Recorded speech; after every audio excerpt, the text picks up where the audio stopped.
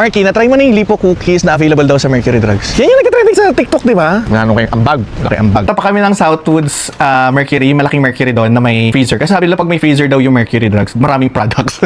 Comment down below kung lipo ka ba or lipo. But I think it's lipo. Kasi bakit naman lipo, di ba? So this is a cream egg cookies. So ang isang ganito is 135 grams. So tingnan natin.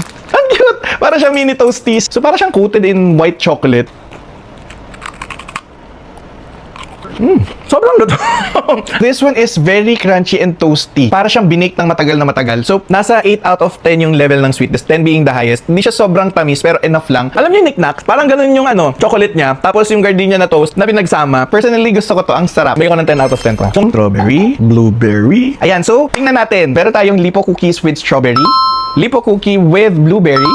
Lipo cookie with Biscoff. Lipo cookie with peanut butter. And then mamaya, lipo cookie with milk. Binuhos, pinanligo. Tatry natin muna sa strawberry. Ito. Oh my god, yung bright acidic ng strawberry na matamis, naging parang creamy aftertaste. Ang sarap, parang kung kumakain ng strawberry toast. 10 out of 10 sa akin. Next natin is blueberry. 0 out of 10. Kasi expired data to. Expired na ba to? Oh my god, November 2025? Abangan sa next episode kung mafu-food poison ako. 2026 ba? Hindi siya expired, feeling ko lang. Masarap ang strawberry for me, but this is not a bad combination. Bigyan ko ng 7 out of 10. Next natin is with Biscoff. 1,000,000 perfect. Ang perfect. Or dahil favorite ko to. Hindi kasi, alam mo yung nutty smooth texture. Parang na-highlight yung lasa nito because of this one. Ang sarap. Try natin with peanut butter.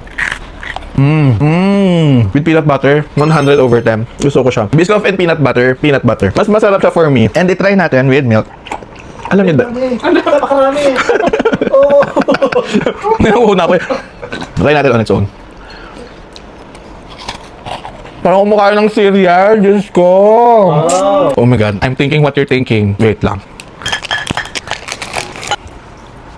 And ayan ha, di ba sinabi ko kanina, parang nagka-idea ako na parang sarap na gawing cereal kasi sobrang milky niya rin and feeling match na match siya sa milk. So, yung pagiging toasty niya, itry ko with milk. Nagiging siya parang French toast ang consistency niya nung nilagyan ko siya ng milk. Oh my god, ang sarap ng nagatas. Crispy yung edges, lumambot yung gitna, parang tinapay. Feeling ko, mas perfect talaga natin ng chocolate syrup pa.